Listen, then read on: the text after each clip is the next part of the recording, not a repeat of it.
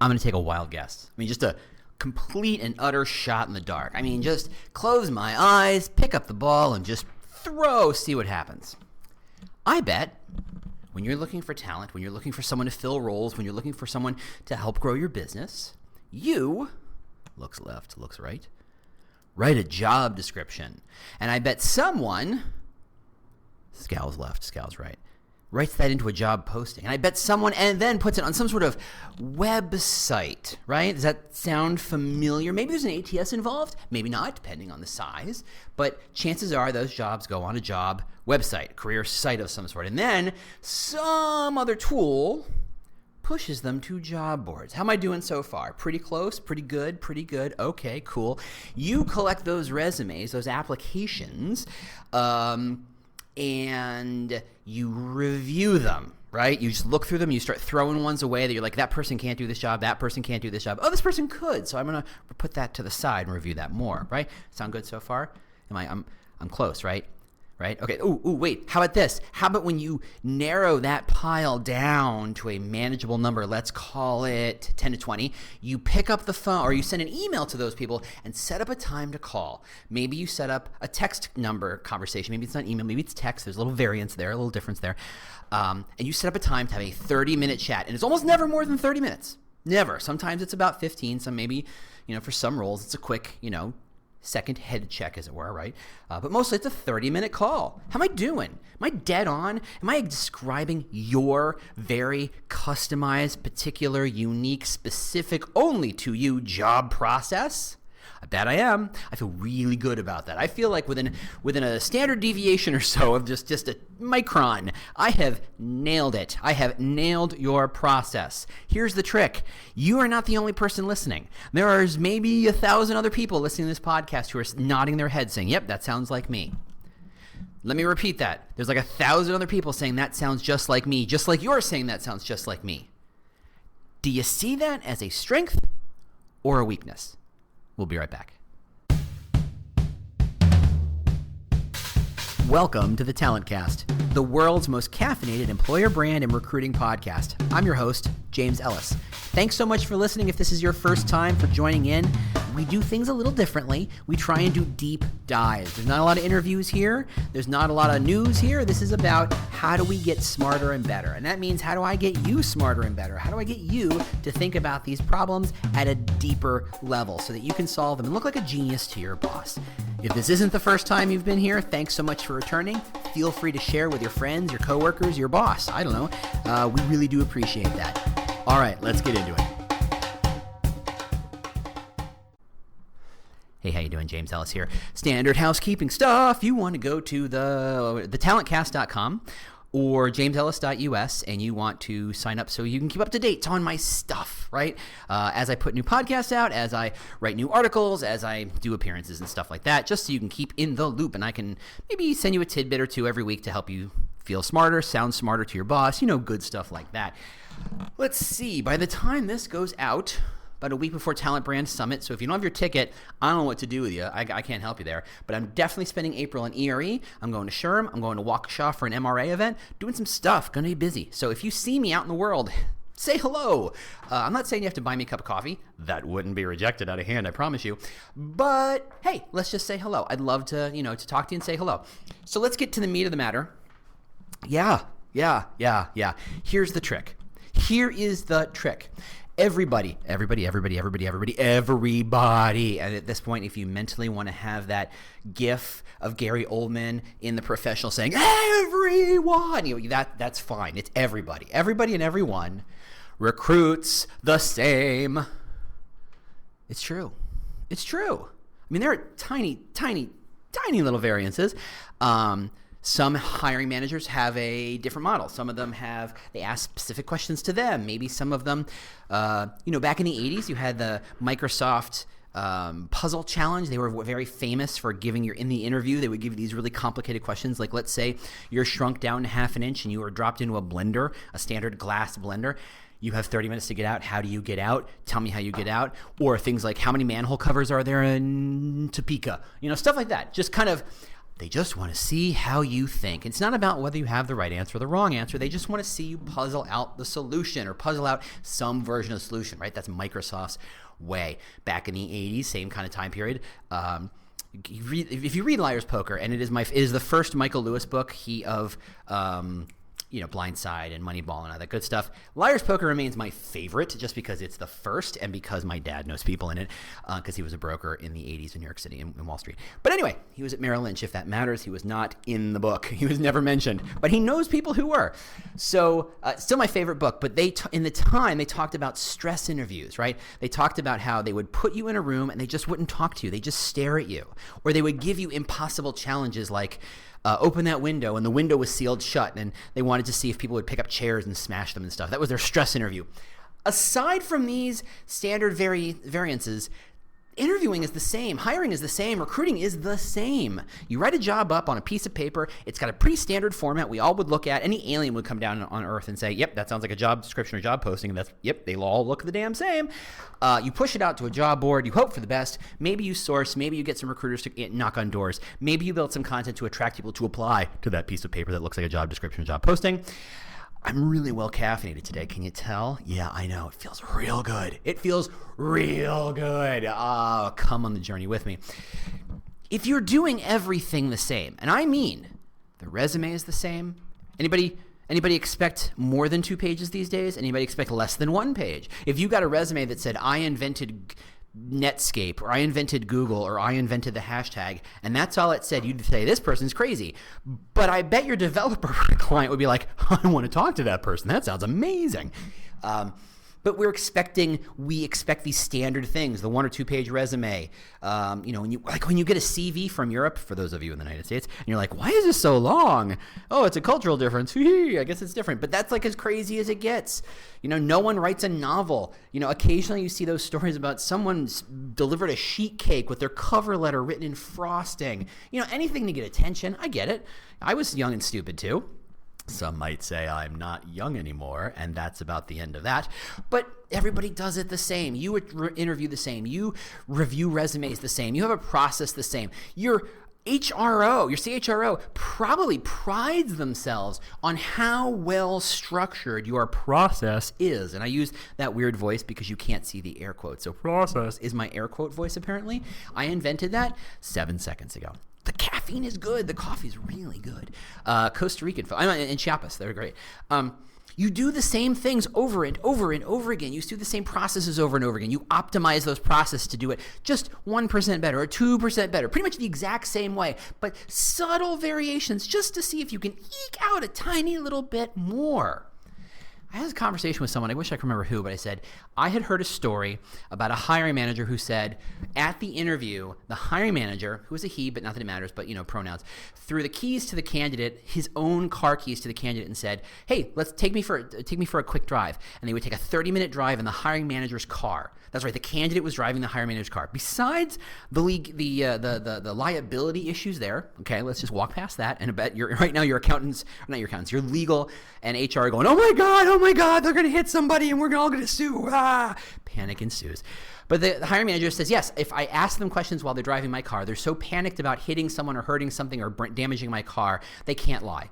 It's like a polygraph. It's like you can spot the lie. They don't have the cognitive function to lie or to spin. They're telling the story while they're busily scanning the road for dangers and issues and, oh, please don't let me break my new soon-to-be boss's car. Oh, no. That sort of thing. That's a cool idea.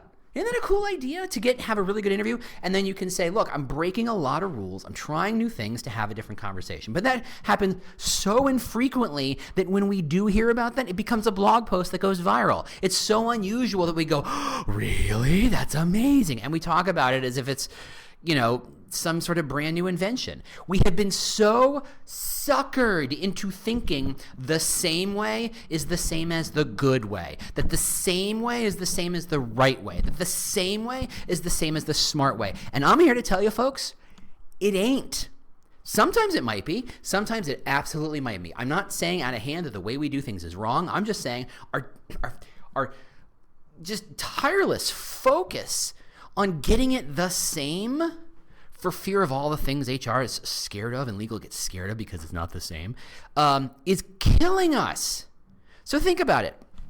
You're standing in front of a candidate who is a great candidate. You can see right off the bat, they have the potential to just be an absolute rock star, to just destroy it, to come in and do amazing things. Maybe they even sense that their mission personally aligns with a company mission. They really could be here a while and really make an impact. And you're like, oh, and you know, the little drool in the corner of your mouth as you as a recruiter go, oh yeah, I got to get this person in. Oh my God. So you're going to force them to do it like every other candidate. You're going to force them to write a resume. And you're going to force them to maybe write a cover letter. And of course, the conversation about cover letters is a separate one, and I don't want to get involved. But I'm a marketer because any chance I have to market myself is a chance I would never miss. So therefore, cover letter is always good. I get that, but that's just me. Anyway, back to the conversation at hand. You're going to force them to write a resume. You're going to force them to write a cover letter. You're going to force them to apply through your ATS. You're going to force them to go through the filtering process, the winnowing process. You're going to force them to go through a phone screen. You're going to force them to talk to an interview loop. You're going to force them to have the conversation with the hiring manager. You're going to force them to get the same offer letter everybody else gets, and the same letterhead, and the same text, and the same conversation. You're going to force them to do everything the exact same. Now, this person is really smart and really capable and really obviously talented. So guess what? You ain't the only person they're talking to. And it turns out, as a smart, aware person would notice, that your process mirrors everyone's process. Now, that's not necessarily bad, but notice that if you're a candidate and you're seeing that everybody's process is the same, how do you choose? How do you say, I'm choosing that company over another company? Now, I'm an employer brander, and I'm going to tell you there's lots of different ways to do that, but that's not what conversation I wanted to have in the second, because I think there's something very interesting that happens when we decide everything happens to be the same. Let's walk this whole string out for a second. You hire them. For some reason you barely can fathom, they have chosen you and your company to say yes to, and they show up. Now, you are in the company, so you know what I'm talking about, and you've seen this stuff. Isn't there a sense in every company that they're the special company? We're doing it right. We have a bigger mission. We have a better mission. We execute better. Even when things are going rough, even when things aren't great, why doesn't Wall Street like us? Why don't our customers get what we're trying to do? Why don't? There's a sense that this company is special and unique and magical and has the potential to do wonderful things, if only. Sometimes, if only. Sometimes that's the end of the sentence. Sometimes like, we're special and unique, and that's great. Look, I've worked in state governments who thought they were special and unique. State governments. I've worked for university nonprofits that thought they were freaking special, okay? That thought we are the best people in the world, that we are doing amazing things, that we are helping people in inconceivably wonderful ways. We are special. Special, of course, is another word for different. When someone is special, and I mean that in a non-pejorative fashion quite clearly, read the context clues, people. If someone is special, they are not the same as everyone else, because everyone isn't special, right? Everyone isn't that amazing talent. Everyone isn't that potential rock star. Everyone isn't the person with the mission whose mission aligns with that of the company. Not everybody is like that. They're not the same. Being special means being different. And here we come, being the same. In fact, priding ourselves on how same we are. Priding ourselves on how same we are every single time. We are the Henry T. Ford assembly line machined part that is exactly within spec every single time. And aren't we so proud that we never have issues, we never have problems. All of our scores are dead in the middle. Everything happens exactly the same. Everything is predicted. Everything is processed. Everything is as expected. If you cannot hear the venom in my voice, clear your ears or get new headphones. I can make many recommendations on the latter. That's bad. It's bad. If you're trying to attract someone special, but you treat them like they're the same, you can't complain that they don't show up. Don't worry. I'm going to go farther with this. When they show up and you're surrounded by messages of we're special, we're special, we're special, and they think, you know, I just went through this process where I got interviewed by 5 companies all exactly the same way. In fact, I heard similar interview questions across companies, and the roles were slightly different. How the hell does that happen? Well, let me tell you how that happens. We all read the same damn book, right? We all Googled better interview questions and came up with the same blogs. Right? That's how it all happens. There's a single source of information. We all go to it. We can't be shocked that what we come back with is the same. Hello, moving on. So they're being told we're special, we're special, we're special. They're being asked to drink the Kool-Aid to say, no, we're special, we're special, we're special. We do things differently. We are striving for something differently. We execute differently. We're structured differently. We're building things different. Whatever it is, we're special, we're special, we're special. And you're looking back going, yeah, but then why wasn't any of that clear in the interview process? And then to kick you in the pants, because this is a painful conversation, to really just rub your nose in it when they leave for another company whose process was exactly the same. How can you be mad? So far, so good? Fantastic. But if you can't get enough of this stuff, I have some news. You can bring the James Ellis experience to your event or company. Just go to jamesellis.us and learn about all the kinds of custom presentations I can build and deliver for you or your team. But if it's time to get some hands-on help with your employer branding, recruiting, and hiring, either from the ground up or some strategic support, I would love to help. Just reach out to Proactive Talent or proactivetalent.com. That's where I work, and we can help you hire better. Cool? Cool. All right, let's get back to it. That is to say, if everything you present an individual candidate is to show them how same you are. Here's our day in the life video. You may recognize it because it looks like every day in the life video. Here is our web copy that looks like everybody else's web copy. Here are the big bullet points and why and the benefits we offer, and they look like everybody else's bullet points of benefits. Should I go on? Okay. If everybody feels the same, a candidate never gets that sense of this place is special and I am special because I'm connected to this place, because one of us is not special. And since I'm pretty sure I'm the special person, the company must not be special. Consequently, it's no big deal to walk away and go to the next one. You want to fix your retention? Be special. Be different. Own it. Be different at every conceivable way, right? We've all been fooled by the wonderful marketers, of which I consider myself one, that Coke is the magic, right? Same color, same font, same bottle shape. The trucks are that color. The trucks are, the same everywhere you go. They're always clean. They have the same level of expectation. The driver, who doesn't even really work for Coca-Cola necessarily, they might be some sort of franchisee or bottler that is semi-connected to the actual brand itself. They're expected to wear the shirt. They're expected to wear the outfit. They're expected to behave a certain manner. They're expected. There is a standard way you do things. The commercials, you could see, even if you never see the logo, that's clearly a Coke commercial. You take the label away, you can see the shape of the bottle. That's clearly a Coke bottle. Drink it. It tastes like Coke. It's Coke. It's Coke. Everything is the same. Power through consistency. And that's great if you're talking about a $1 fizzy drink. Are you a $1 fizzy drink? No! You're an amazing magical recruiter type person. You're talking to an amazing rock star talent person. We're humans and we're messy. The concept of forcing these messy, monstrous, ugly, complicated and gross sometimes and unconventional and quirky things we call people into a process designed to samify them all, you're insane. You are completely wackadoodle. That is a technical term. Look it up. You want people to stay. They have to stay for something. They don't stay because they don't know how to find another job. They don't stay because they like the way that chair feels. Spoiler, everybody has those chairs. They don't stay because they've got a really nice computer. There's only like 4 computers out there these days, right? You get an Apple, you get a PC laptop, you get one of those Surface laptops, or you get one of those handful of other PC laptops. Those are your choices, right? There's nothing special about that. Your benefits, you offer health benefits? Are you kidding me? That's amazing. So does everybody else. Hell, in America, you're damn near expected to have to offer it, let alone to get anybody to apply.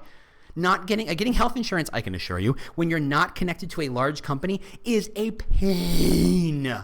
It should be illegal how hard this is to do. Consequently, offering benefits like we have health insurance, yeah, you freaking better. You're the same. The work is going to be the same. If you're a project manager, how different is the work there than from another company? Not even your competitor, but from another company, the work is effectively the same. And if you are actually different, if the work is actually different, if the mission is actually different, if something meaningful and different exists inside your company, oh, please, I hope that it does. I really, really hope that it does. Why the hell aren't you communicating that at the interview stage? Why the hell don't you communicate that difference at the resume stage? Why? Why? The beginning of being different starts at the beginning. You don't date someone and they look attractive and they say the right things and they sound like a lot of other people. They don't say anything weird or complicated. And then you go 2 years and then you ask them to marry you and they say, great, but you know what? You know what I really like? And they answer that question in some weird way. You're like, what the hell? You don't hide that for 2 years and then spring it during the wedding, right? You bring that out early. I have dated people. Yes, spoiler, sorry. I didn't mean to crack your sense of who I am. I've dated people, and I love it when they bring the weird date one because they're saying, look, this is who I am. I get immediately what they're about. I can make immediate decisions about yep or nope. Either way is the right answer. The wrong answer is to have another date not knowing. Then I'm dating marketing material. I'm dating your best performance. I'm dating what you think I want to see. And goodness, if that isn't a Rorschach test of complications, I don't know what is. Bring me the weird. Bring me the weird in your job posting. Bring me the weird in your interview process. Bring me the weird on your career site. Bring me the weird in everything you do. Skip the phone interview. Do a speed dating round. Invite everybody to show up to a Zoom conversation or a teleconference conversation and say, hey, everybody, you've got half an hour to answer these 3 questions as fast as you can. Or what? Give them something different. If you're different, and I want you to be, I desperately, desperately want you to be. If you're different, then give them something different. Show them how different you are. Not at the Christmas party when it's about what theme there is. Not at the company picnic when everybody gets to be a little wacky and has a drink. Not in these special local, these special situations. If you're weird, spoiler, you are. Everybody is. If you're weird, be weird. We talked about this a couple episodes about how your employer brand is in your DNA. And if your DNA says, I am always buttoned up, be buttoned up. But just like own the buttoned up. I want Times New Roman on everything. Heck, skip to copperplate Gothic. Go full on. Everything should be embossed. You know more emails? We send things via embossed memos. Foil embossing, thank you very much, because that's how buttoned up we are. This is an official email, official message. Be that. You're weird? Be weird. You're smart? Be smart. That's the problem I have with these companies who say how smart they are and how desperate they are to attract smart people and then treat them like freaking morons. The job description is written to be like a 2nd grade level. The website's designed so that any idiot can understand these basic ideas. And this is going to attract smart people? Let me spell this out. Like attracts like. You want smart people? Be smart. You want weirdos? Be weirdos. You want sporty? Be sporty. You want Scary Spice? Be Scary Spice. I mean, take it however you want. I believe that's the 2nd Spice Girls reference I've made. Blame the 4-year-old. Yes, I blame my daughter for Spice Girls references. The difference is what makes us different, and being different is not a bad thing. I know HR. I know HR wants us to believe that being different should only happen every 3rd Sunday of the year. That there's these little boxes of time we're allowed to be different. And that's why especially in the .com space, when people were willing to kind of open up just like a little, and it was like, oh, that's amazing. I can't believe it. They're offering free M&Ms. Oh my goodness, how strange. My former employer, who will not be named because I don't need to, for Christmas, or Halloween, they hired a bunch of actors to portray zombies and creatures to just wander the halls for 2 hours. It was creepy and hilarious, except one got a little handsy on someone who had had something historically unpleasant happen to them, and she freaked out. Oh, that was bad. That was an HR conversation. I'm sure they all... And that, of course, just reinforces this idea that every time we do something a little bit different, we get spanked for it. We get told wrong. We get threatened with lawsuits. All these horrible things might happen, so therefore never be different. Wrong. Be different, but not different just to be different. Be different with intention. And here's the trick. If you just decide to be different and you decide to wear polka dots with stripes just because you can, great. You just look like someone who's blind. Right? You just look like someone who doesn't know how the closet works. You look like someone with a deeply held disdain for basic level design and fashion. And that's fine if that's what you want to look like.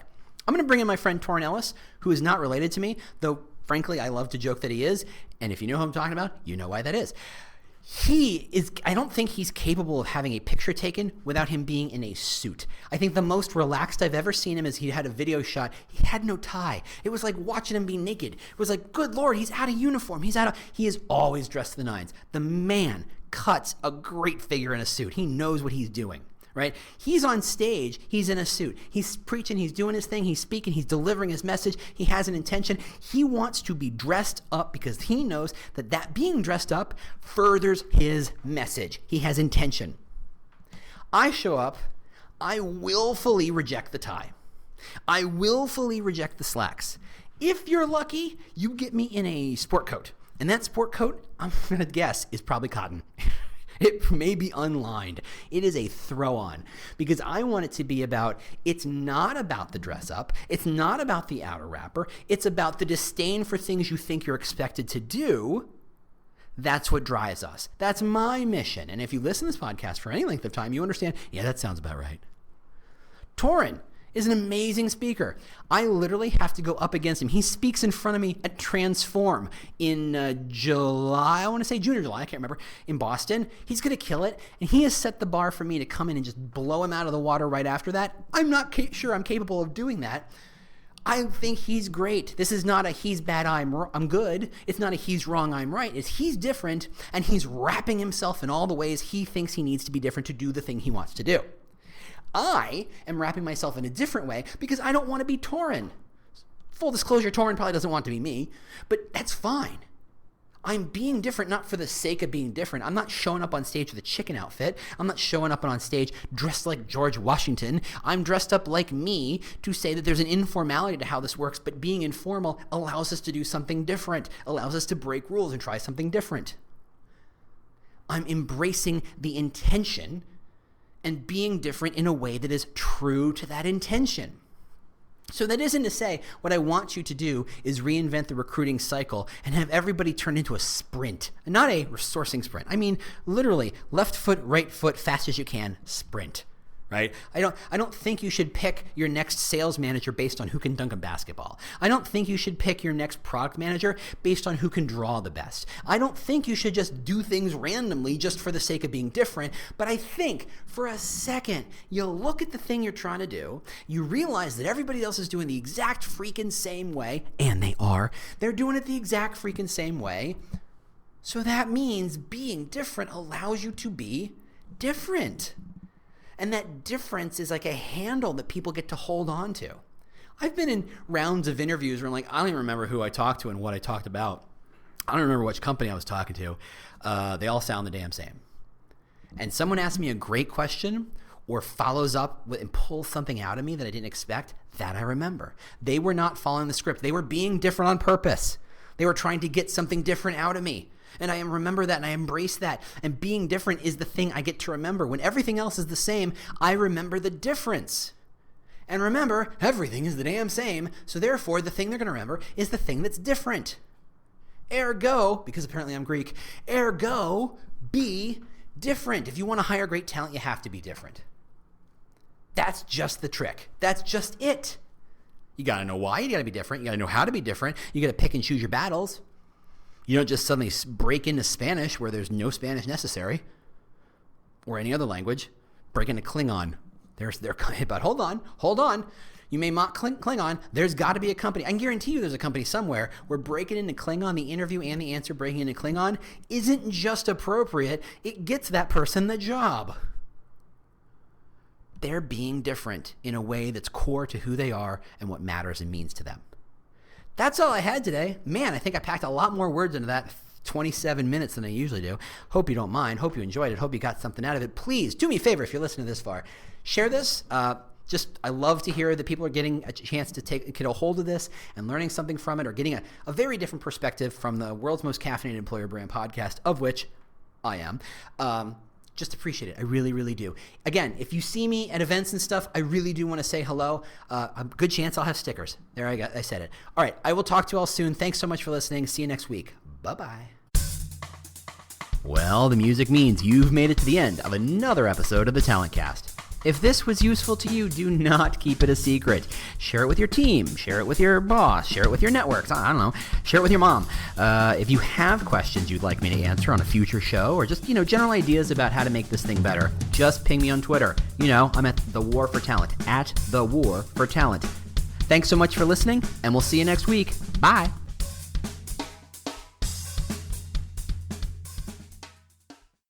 The world's best-known investor and Wall Street expert Warren Buffett once said, "Wall Street is the only place that people ride to in a Rolls-Royce to get advice from those who take the subway." Mr. Buffett's quote is remarkably accurate, but how many people would rather receive advice from him than someone simply guessing?